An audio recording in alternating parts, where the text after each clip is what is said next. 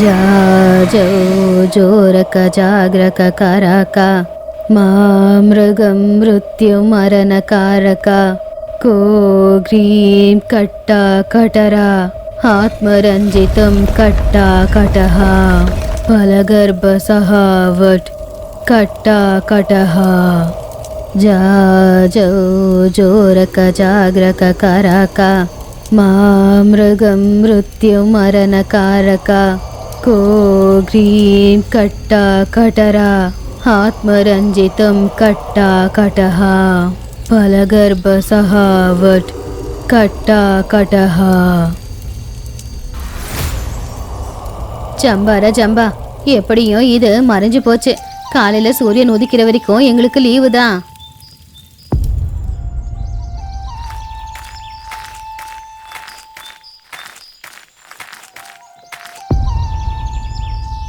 அப்படின்னு சொல்லி வெளியில வந்து மந்திரத்தை சொன்னதோ குகையோட கதவு மூடிக்கிச்சு. ஓம் கிரீம் இருட்டு குகை, ஓம் கிரீம் கதவு சாத்து, ஓம் கிரீம். வெளியே காவலை காத்துக்கிட்டு இருந்த பிரம்மாவுக்கு லாலாவை பார்த்த உடனேயே, வா வா, ரொம்ப பசிக்குது, என்னோட குகையில உனக்காக நிறைய விலங்குகளை வேட்டையாடி வச்சிருக்கேன், வயிறார சாப்பிடலாம் வா. நீ வெளியே காவலுக்கு இருக்காம வேட்டைக்கா போயிட்டு வந்திருக்க. இந்த விஷயம் மட்டும் தியானத்திலிருந்து வெளியே வந்த முக்காபாவுக்கு தெரிஞ்சதுன்னா அப்புறம் அவ்வளவுதான் உன் கதை.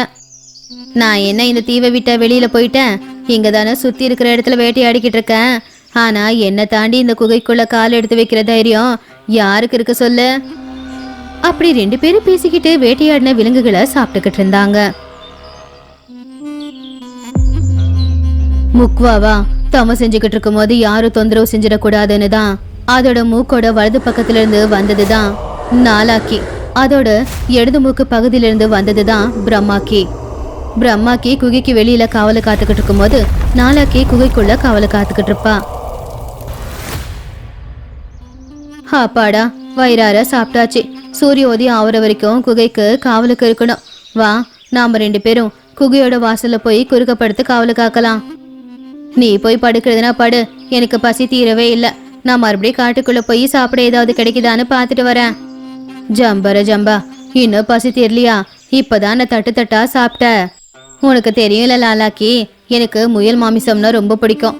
அது என்னமோ இப்ப இந்த காட்டுல கிடைக்கவே மாட்டேங்குது. எப்படியாவது கஷ்டப்பட்டு தேடி ஒரு முயலை கொண்டு நான் சாப்பிட்டுட்டு வந்துடுறேன். அப்பதான் என் பசி தீரும். உனக்கு ஏதாவது பிரச்சனைனா சத்தமா எனக்கு கூப்பிடு, உடனே நான் வரேன். உனக்கு எந்த பிரச்சனையும் இருக்காது அப்படின்னு சொல்லி காட்டுக்குள்ள போயிடுச்சு. இவ செத்தாலாவது நல்லா இருக்கும். நாலாக்கி பிரம்மாக்கி 2 பேரும் பிறந்தது ஒரு மூக்குல தான் இருந்தாலும் 2 பேருக்குமே ரொம்ப வேறுபாடுகள் இருந்துச்சு. பிரம்மாக்கி ரொம்ப கொடூரமானவ, அவளுடைய பசிய தீக்க யாரு வேணும்னாலும் கொல்லலான்னு நினைக்கிறவ. ஆனா நாலாக்கி முகாபாவை காப்பாத்துறத மட்டும்தான் லட்சியமா நினைச்சுக்கிட்டு மத்ததை எல்லாத்தையுமே தள்ளி வச்சா. பிரம்மக்கி செத்தா நல்லா இருக்கும் அப்படின்னும் அவ காத்துக்கிட்டு இருந்தா. பிரம்மக்கி காடு முழுக்க தேடி ஆத்தங்கரையோரமா போய் பார்த்தப்போ அங்க கரையோரமா ஒரு படகு கட்டி இருந்துச்சு. படகு இருக்குன்னா கண்டிப்பா எவனாவது ஒரு மனுஷன் எங்க தீவுக்குள்ள வந்திருக்கான் போல அப்படின்னு சொல்லி சுத்தி தேடிக்கிட்டு இருக்கும் போது ரொம்பவும் சோர்வடைஞ்சி ஒரு மனுஷன் மரத்துக்கு கீழே உக்காந்துக்கிட்டு இருந்தான். மனுஷன் மாமிசத்தை சாப்பிட்டே ரொம்ப நாளாச்சு, சரியான நேரத்துக்கு கிடைச்சிருக்கான். இன்னைக்கு எனக்கு விருந்துதான். என்ன ஒன்றும் பண்ணாத, பாதம் மருந்து 2 நாள் ஆச்சு, சாப்பாடு இல்லாம துடிச்சுக்கிட்டே இருக்க. காத்துல அடிச்சுட்டு வந்து இங்க வந்துட்டேன், தயவு செஞ்சு என்ன விட்டுரு. அப்படி அவன் எவ்வளவுதான் கெஞ்சி கேட்டாலும் அவனை விடாம அவனை அங்கேயே கொண்டு அவன் ரத்தம் குடிச்சு அவனை சாகடிச்சிருச்சு.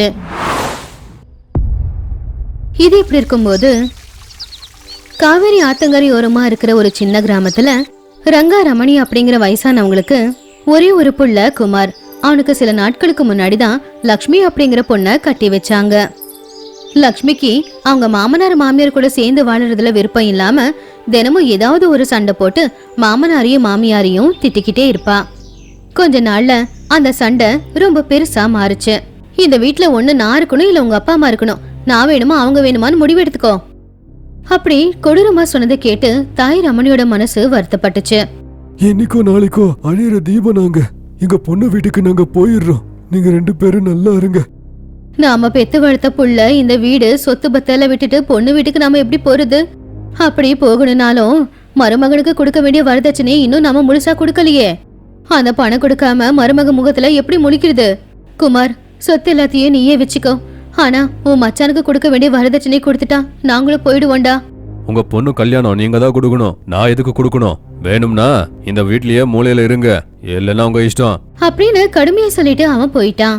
ஊருக்கு கடைசியில மலைக்கு கீழே காஞ்ச வயல் இருக்கு, வா நாம அங்க போயிடலாம். அப்படி மலைக்கு மேல சின்ன குடிசையை போட்டுக்கிட்டு வயசானவங்க 2 பேரும் அங்க வாழ்ந்துகிட்டு இருந்தாங்க. அவங்க கிட்ட இருக்கிற பூமியில கிழங்கு விளைய வச்சுக்கிட்டு அதை வித்து வரப்பணத்துல கொஞ்சமா செலவு பண்ணிக்கிட்டு மிச்ச பணத்தை அவங்க பொண்ணுக்கு வரதட்சணை கொடுக்கறதுக்காக சேர்த்துக்கிட்டு இருந்தாங்க. அந்த ஊர்க்காரங்க யாருமே அந்த பக்கம் போக மாட்டாங்க. அந்த ஊரோட எல்லையில இருக்கிற ஒரு ஆத்த ஒட்டி தான் ஒரு தீவு இருந்துச்சு. அதுதான் பேய்களின் தீவு. அந்த பக்கம் போனவங்க யாருமே உயிரோட திரும்ப வரலைங்கிறதுனால அந்த ஊர்க்காரங்க அந்த பக்கம் திரும்பி கூட பார்க்க மாட்டாங்க. ஒரு நாள் ரங்கா வெளியே வைக்கிற கிழங்கு தோட்டத்துல ராத்திரி நேரத்துல முயலுங்க வந்து கிழங்கு சாப்பிட்டு போறதுனால ஒரு நாள் ராத்திரி ஒரு கூடைக்கு மேல துணியை போட்டு அதுக்கு மேல ஒரு கிழங்கு வச்சுட்டு போயிட்டாரு. அடுத்த நாள் காலையில அதுல ஒரு வெள்ளை முயல் விழுந்துருந்துச்சு.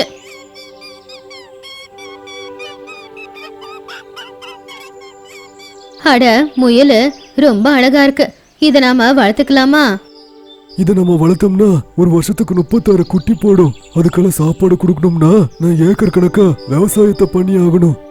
இப்ப இத என்ன பண்றது? இத நம்ம வயல்ல கட்டி போட்டு தொங்க விட்டுறலாம். இது கத்துற சத்தத்துக்கு அக்க பக்கத்து முயலெல்லாம் பயந்து வயல்கிட்ட வரவே வராது. நம்ம விளைச்சல் கூட அப்படியே இருக்கும். அப்படி அவங்க வயல்ல ஒரு கம்பத்தை நட்டு அதுல அந்த முயலை தலைகீழா தொங்க விட்டுட்டு அவன் அங்கிருந்து போயிட்டான்.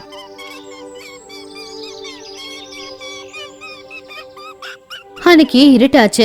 யாருமே இல்லாத இருக்கிற அந்த இடத்துல அந்த முயல் கத்துற சத்தம் எல்லா இடத்துலயுமே எதிரொலிச்சுக்கிட்டு இருந்துச்சு. இது அந்த ஆத்துக்கு நடுவுல இருக்கிற தீவுல இருக்கிற பிரம்மக்கி காதலையும் விழுந்துச்சு. ஆஹா, எங்கேயோ முயல் கத்துற சத்தம் கேக்குது, எவ்வளவு நாளாச்சு முயல் கறிய சாப்பிட்டு அப்படின்னு சொல்லி அதுகிட்ட இருந்த ஒரு எந்திரத்தின் மூலமா கண்ணு வச்சு பார்க்கும்போது தூரத்துல ஒரு குச்சியில கட்டியிருந்த அந்த முயல் தெரிஞ்சது.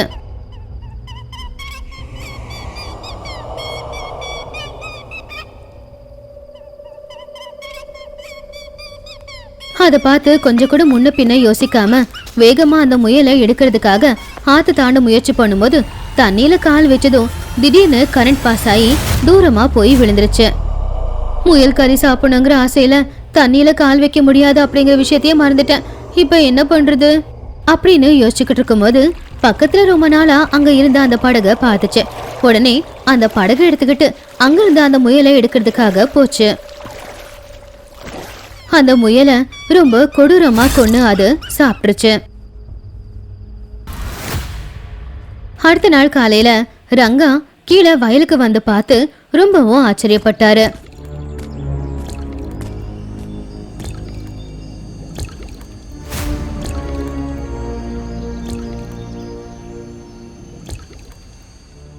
ஒன்பது அடி குச்சிக்கு கட்டிருந்த முயல்ல இவ்வளவு கொடூரமா யாரு கொன்னாங்க? நரியோ நாயோ இவ்வளவு உயரத்துக்கு வரவே முடியாது. யார் இந்த முயலை இவ்வளவு கொடூரமா கொன்னாங்க அப்படின்னு யோசிச்சுக்கிட்டு வீட்டுக்கு போய் பொண்டாடி ரமணி கிட்ட நடந்தத சொன்னாரு. நீங்க சொல்றது கேட்டா பயமா இருக்குங்க. 9 அடி உயரத்துல இருக்கிற அந்த முயலை கொண்டு இருக்குன்னா அது நிச்சயமா புலியாதான் இருக்கணும். நம்ம முடிஞ்ச அளவுக்கு சீக்கிரமா பொண்ணு வீட்டுக்கு போயிடணுங்க. உங்களுக்கு தெரியல, யாரும் இல்லாம இங்க தனியா வாழ்றது அவ்வளவு நல்லதில்ல. ஆமா, நானும் அதான் யோசிக்கிறேன். ஆனா மாப்பிள்ள வீட்டுல சும்மா இருக்க முடியாது இல்ல, அதுக்குதான் கொஞ்சம் காசு இருக்கு. அது கூட கொஞ்சம் காசு சேர்த்து பொண்ணோட வீட்டு பக்கத்துல சின்ன வீட வாங்கிக்கலாம். அப்போ நமக்கும் மரியாதை இருக்கும் அப்படின்னு சொல்லி செத்து போன முயலை பள்ளம் தோண்டி புதைச்சிட்டு அங்க இன்னும் நிறைய காய்கறி செடிகளை வச்சுட்டு அவர் அங்கிருந்து போயிட்டாரு. ஆனா அன்னையில இருந்து பிரம்மக்கி பேய் தினமும் முயலுக்காக அந்த வயலுக்கு வந்து அந்த வயல்ல எல்லா இடத்துலயும் முயலை தேடிக்கிட்டு அங்க இருக்கிற காய்கறி செடிகள் எல்லாத்தையுமே வீணாக்கிக்கிட்டு போய்கிட்டு இருந்துச்சு.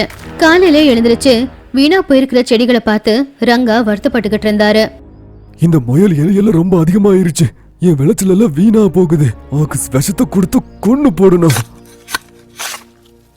அப்படின்னு சொல்லி வலையை விரிக்கிறதுக்காக அங்க பள்ளத்தை தோண்டும் போது அங்க ஒரு பயங்கரமான கால் தடத்தை பார்த்தான்.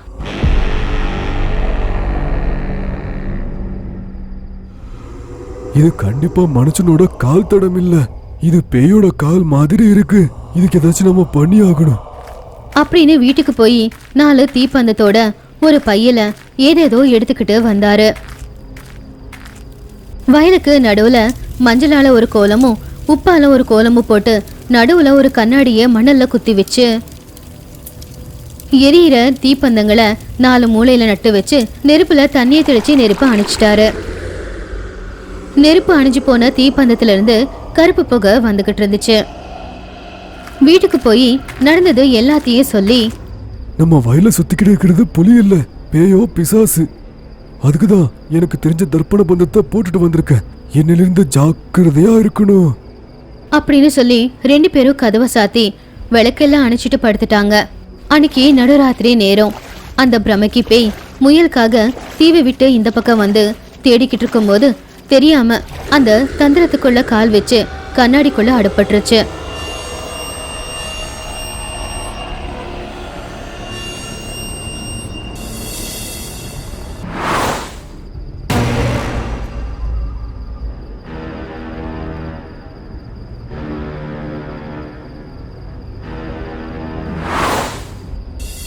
அடுத்த நாள் காலையில ரங்கா வந்து பார்க்கும்போது கண்ணாடியில கருப்பு உருவத்தோட பயங்கரமான ஒரு பேய். என்ன விட்டுடு, நீ என்ன கேட்டாலும் கொடுக்கற, என்ன விடல உன்னை வாழ்க்கை பூரா நரகத்துல இருக்கிற மாதிரி செஞ்சிடுவேன், ஒழுங்கா என்னை இங்கிருந்து விட்டுடு. இந்த வருஷம் கடந்துச்சுன்னா வயல நல்ல வெளிச்சல் வந்து காசு கிடைக்கும். இந்த ஊரை விட்டு நான் போயிடுறேன், அப்ப வரைக்கும் நீ இங்கே இரு அப்படின்னு அந்த கண்ணாடியை எடுத்துக்கிட்டு போய் அவருடைய வீட்டுல ஒரு மூலையில வச்சு அதுக்கு மேல ஒரு துணியை போட்டு மூடிட்டாரு. ரமணி, என்ன ஆனாலும் கூட கண்ணாடியில் இருக்கிற துணியை மட்டும் எடுக்காத. அதை எடுத்தா கண்ணாடியில் இருக்கிற பேய் நம்ம கிட்ட பேசும், நம்மள பயமுறுத்தி தப்பிக்காத பார்த்துக்கிட்டே இருக்கும். 3 மாசம் மட்டும் காத்திருந்தா நம்ம விளைச்சல் நமக்கு கிடைக்கும். இந்த ஊரை விட்டு நம்ம போயிடலாம். இப்படி நாட்களும் போய்கிட்டு இருந்துச்சு. ரங்கா தினமும் வயல்ல கஷ்டப்பட்டு உழைச்சுக்கிட்டு மழை காலத்துக்காக காத்துக்கிட்டு இருந்தாரு.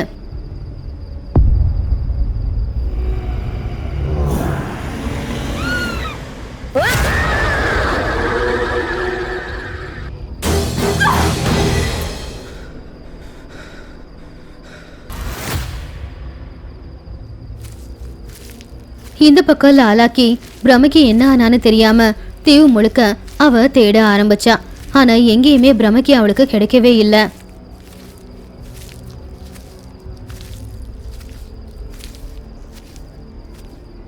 இவ செத்தாலும் அவ கையில இருக்கிற கங்கணம் எனக்கு தேவைப்படுது, எங்க போய் செத்து தொலைஞ்சாலோ. நினைச்ச மாதிரியே கொஞ்ச நாள்ல பயங்கரமான மழை பெய்ய ஆரம்பிச்சுது. அடிக்கிற காத்துல கண்ணாடி மேல மூடி வச்சிருந்த அந்த துணி பறந்து போயிடுச்சு. இந்த பக்கம் ரமணி புருஷனுக்கு பிடிச்ச எல்லா சாப்பாடும் செஞ்சுக்கிட்டு இருந்தாங்க. இவங்க பேச்ச தினமும் நான் கேட்டுக்கிட்டு தான் இருக்கேன். இவங்க பண தேவையில இருக்காங்க, இவங்கள பயமுறுத்துறது ரொம்ப கஷ்டம், இவங்களை ஏமாத்துறது மட்டும்தான் ஒரே வழி அப்படின்னு சொல்லி ரமணிய பாசமா கூப்பிட்டா. ரமணி, ஓ ரமணி,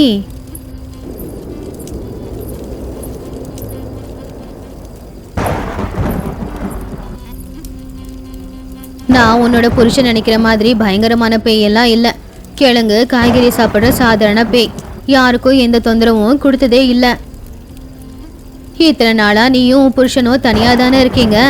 அப்படி இருக்கும்போது நான் ஏன் கிழங்கு காய்கறியை சாப்பிட்டுக்கிட்டு இருக்க போறேன்? என்னை நம்பு, நான் யாரையும் எதுவும் செய்ய மாட்டேன். என்னை விட்டுட்டா உனக்கு நான் நிறைய தங்க கொடுக்குறேன்.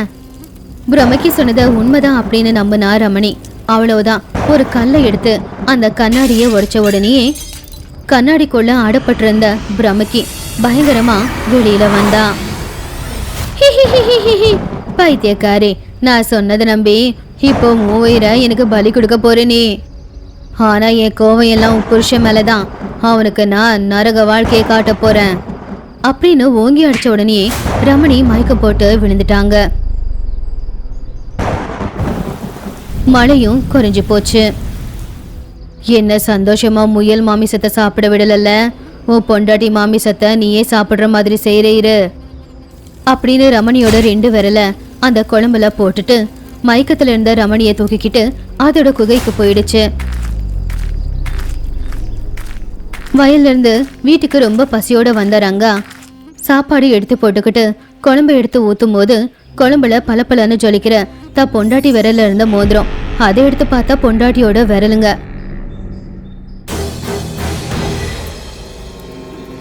உடனே போய் அங்க இருக்கிற கண்ணாடிய பார்த்தா அது உடைஞ்சு போயிருந்துச்சு. பொண்டாட்டிக்காக எல்லா இடத்துலயே தேடினா, ஆனா எங்கேயுமே ரமணி கிடைக்கவே இல்ல.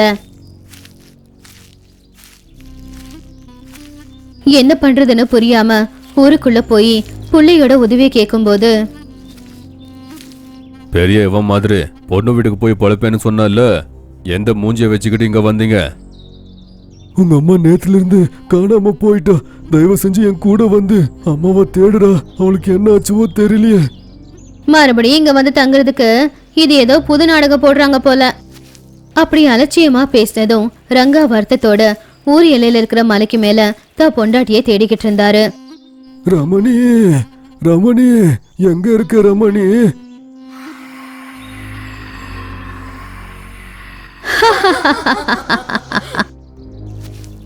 ரங்கா அழுதுகிட்டே சுத்திக்கிட்டு இருக்கிறத பார்த்து, இப்படி உன் பொண்டாட்டியை தேடி தேடி அழுது அழுது நீ செத்ததுக்கு அப்புறமா அப்புறம் உன் பொண்டாட்டியை உன் பக்கத்திலே கொண்டு உங்க 2 பேரையும் தின்னாதான் என் பகை தீரும். பின்ன என்னையா கண்ணாடியில அடிச்சு வைக்கிற? அழு, இன்னும் அழு. பொண்டாட்டிய காணும் அப்படிங்கிறதுனால ரங்கா ரொம்ப கவலையா மரத்துக்கு கீழே உட்காந்து அழுதுகிட்டு இருந்தாரு. நடு ராத்திரியும் ஆயிடுச்சு. அதே வழியில ராத்திரியில நடந்துகிட்டு மந்திரவாதி பாட்டி வந்துகிட்டு இருந்தாங்க.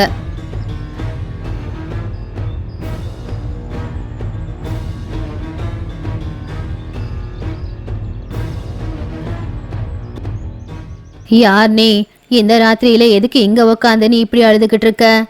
பாட்டிக்கு நடந்தது எல்லாத்தையுமே ரங்கா சொன்னாரு.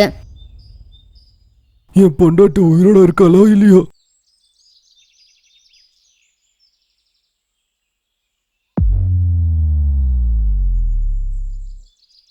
உயிரோட தான் இருக்கா, கவலைப்படாத. நான் உன் பொண்டாட்டிய காப்பாத்துறேன். ஆனா உனக்கு தர்ப்பண பந்தன வித்திய எப்படி தெரியும்? சின்ன வயசுல எங்க ஊர்ல கொம்பு பாட்டிங்கிற ஒரு சூனியக்காரி பாட்டி இருந்தாங்க. அவங்க கிட்டதான் தர்ப்பண வித்தியை நான் கத்துக்கிட்டேன். ஓ, எங்க அக்கா கொம்பு பாட்டிக்கிட்ட வித்தியே கத்துக்கிட்டியா? அப்படின்னு சொல்லி போய் வீட்டுல ஒளிஞ்சு போயிருக்கிற கண்ணாடிய பார்த்து அத கோலத்துக்கு நடுவுல வச்சு மந்திரத்தை சொன்னாங்க. கப்ரஜமா கப்ரஜமாஜு, போய் ரமணி எங்க இருக்காளோ வழிய காட்டு. பாட்டியோட மந்திரக்கோல் பறந்துகிட்டு காத்துல ஆத்துக்கு நடுவுல இருக்கிற தீவுக்கு போய் மலைக்கு மேல இருக்கிற குகைக்குள்ள போக பார்த்துச்சு. ஆனா பாதுகாப்பு கவசத்தினால பின்னாடி வந்துருச்சு. ஒரு படகுல மந்திரவாதி பாட்டியும் ரங்காவும் அந்த தீவுக்கு போய் சேர்ந்து அங்க மலைக்கு மேல ஏறி போய்கிட்டு இருந்தாங்க. பிரமிக்கி அங்க குகையில நல்ல தூக்கத்துல இருந்தா. இவங்க வரத பார்த்து லாலாக்கி குகையை விட்டு வெளியில வந்தா. யார் நீங்க? உயிர் மேல ஆசை இருந்தா இந்த தீவை விட்டு உடனே வெளியில போயிடுங்க, இல்ல உங்களை ரத்தம் குடிச்சு சாகடிச்சிடுவேன், போங்க. தப்பு தப்பு, உன்ன மாதிரி பில்லக்கா பேயெல்லாம் நான் நிறைய பார்த்துருக்கேன். எனக்கு இவருடைய பொண்டாட்டியான ரமணி வேணும். ரமணியை கொடுத்துட்டா நாங்க இங்கிருந்து போயிடுவோம். நான் பிடிச்ச போய் இப்படி இருக்காது பாட்டி. அதுக்கு காது வேற மாதிரி இருக்கும், கண்ணு பச்சையா இருக்கும். ஓஹோ, நீ பிரமக்கிய பத்தி தான் பேசிக்கிட்டு இருக்கியா? ஒரு வாரமா அவ காணாம எங்கேயோ போயிட்டான். அப்படின்னா ஒரு வாரம் அவளை அடிச்சு வச்சது நீதானா? ஆமா, அப்படின்னு நடந்தது எல்லாத்தையுமே லாலாக்கிக்கு ரங்கா சொன்னாரு. அப்படின்னா நிச்சயமா உன் பொண்டாட்டி பிரமக்கியோட குகையில தான் இருக்கணும். ஆனா பிரமக்கியோட குகையில இருக்கிற உன் பொண்டாட்டியை விடுதலை செஞ்சு கூட்டிட்டு வரணும்னா பிரமக்கி கையில இருக்கிற கங்கணம் தேவைப்படும். ஆனா அவ செத்தா மட்டும்தான் அந்த கங்கணம் அவ உடம்ப விட்டு தனியா வரும். அதுவும் நீயும் ஜோடி பேய்ங்க தானே, அது சாகணும்னு நீ ஏன் நினைக்கிற? ஜோடி பேய்ங்க தான், ஆனா நாங்க 2 பேரும் எதிரிங்க. அவ செத்தா அவளுடைய சக்தியும் எனக்கு தானே வரும். அவளை சாகடிக்க நான் வழி சொல்றேன். ஆனா அவகிட்ட இருக்கிற கங்கணத்தை நீங்க எனக்கு கொடுக்க வேண்டி இருக்கும். சரி, வாக்கு கொடுக்கறேன். இப்ப நாங்க என்ன செய்யணும்? அப்ப லாலாக்கி மந்திரவாதி பார்ட்டிய காதுக்குள்ள ஏதோ ஒரு ரகசியத்தை சொன்னா. மந்திரவாதி பாட்டியும் ரங்காவும் அவங்க வந்த படகுல திரும்ப போயிட்டாங்க. கப்ரஜமா கப்ரஜமாஞ்சு அப்படி மந்திரத்தை சொன்னதும் மந்திரக்கோல் போய் புதருக்குள்ள ஒளிஞ்சுக்கிட்டு இருந்த ஒரு முயலை பிடிச்சுக்கிட்டு வந்துச்சு. அத ரங்கா கிட்ட கொடுத்துச்சு. அத நீளமான ஒரு குச்சியில தலையில கட்டி போட்டுட்டு அங்க இருக்கிற படகுல ஒரு ஓட்டையை போட்டான். அந்த ஓட்டையில ஒரு வெள்ளத்தை வச்சு அடைச்சு வச்சுட்டு அந்த படகு ஆத்தங்கரையோரமா வச்சுட்டு ஒரு மரத்துக்கு பின்னாடி ஒளிஞ்சிருந்து 2 பேரும் பார்த்துக்கிட்டு இருந்தாங்க. அமைதியா இருக்கிற அந்த இடம் திடீர்னு அந்த முயலோட கத்துற சத்தத்தினால எதிரொலிச்சுக்கிட்டு இருந்துச்சு. அந்த சத்தத்தை கேட்ட உடனே குகையில தூங்கிக்கிட்டு இருந்த பிரமக்கி முயல் கறி சாப்பிடணும் அப்படிங்கிற ஆசையில கொஞ்சம் கூட முன்ன பின்ன யோசிக்காம அந்த தீவுல இருந்து அவளுடைய படகுல ஏறி அவ இந்த பக்கம் இருக்கிற இடத்துக்கு வந்தா. கம்பத்துல கட்டி இருக்கிற அந்த முயல் எற அப்படின்னு தெரியாம அவ ரொம்பவும் ஆசையா அந்த முயலை கொன்னு சாப்பிட்டா. அந்த வாய்ப்பை பயன்படுத்திக்கிட்டு பாட்டியோட மந்திரக்கோல் அவங்க ஒளிச்சு வச்சிருந்த அந்த படகு கொண்டு போய் ஆத்தங்கரையோரமா விட்டுட்டு பிரமக்கி வந்த அவளுடைய படகை கொண்டு வந்து புதருக்குள்ள மறைச்சு வச்சுட்டாங்க.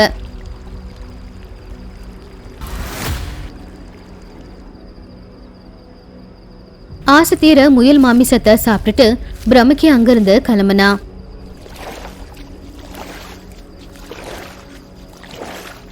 ஆத்துல நடுவுல போனப்போ படகுல இருந்த அந்த வெள்ளம் தண்ணியில பட்டு கரைஞ்சு போய் தண்ணி படகுக்குள்ள வந்துருச்சு.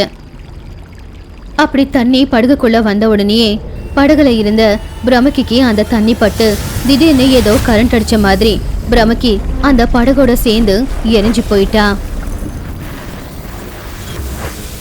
எரிஞ்சு போன பிரமக்கியோட உடம்பு சாம்பலா மாறி தண்ணிக்குள்ள போச்சு. கங்கணமும் தண்ணிக்குள்ள போயிடுச்சு.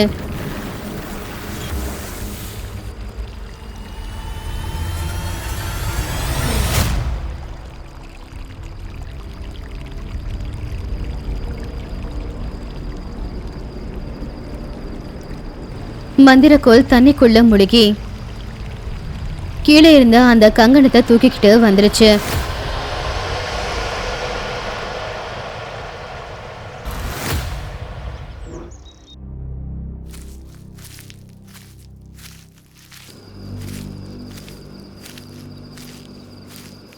லாலாக்கியோட உதவியால அந்த கங்கணத்தை எடுத்துக்கிட்டு பிரமக்கியோட குகைக்கு போய் ரமணியை அடிச்சு வச்சிருந்த கண்ணாடி பெட்டி மேல அந்த கங்கணத்தை வச்சதும் உள்ள இருந்த ரமணி வெளியில வந்துட்டாங்க. அந்த கங்கணத்தை எனக்கு பரிசா கொடுத்துருங்க. அத நானா விருப்பப்பட்டு எடுத்துக்க கூடாது.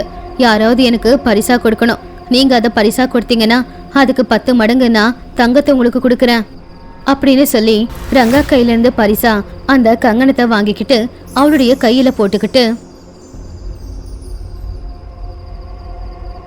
ஒரு பானை நிறைய தங்கத்தை கொடுத்துச்சு. அப்படி எல்லாரும் அங்கிருந்து வெளியில வந்துகிட்டு இருக்கும் போது முக்குவாவா இருக்கிற அந்த குகையோட கதவு திடீர்னு ஜொலிக்க ஆரம்பிச்சுது. ஜோரக்க ஜாகிரக காராக்கா மாமிருகம் மிருத்யு மரண காரக்கா. ஆமா, அந்த குகையில யாரு இருக்காங்க? மந்திரத்தை சொல்லிக்கிட்டு இருக்கிறது யாரு? முக்கவா. முக்கவாவா?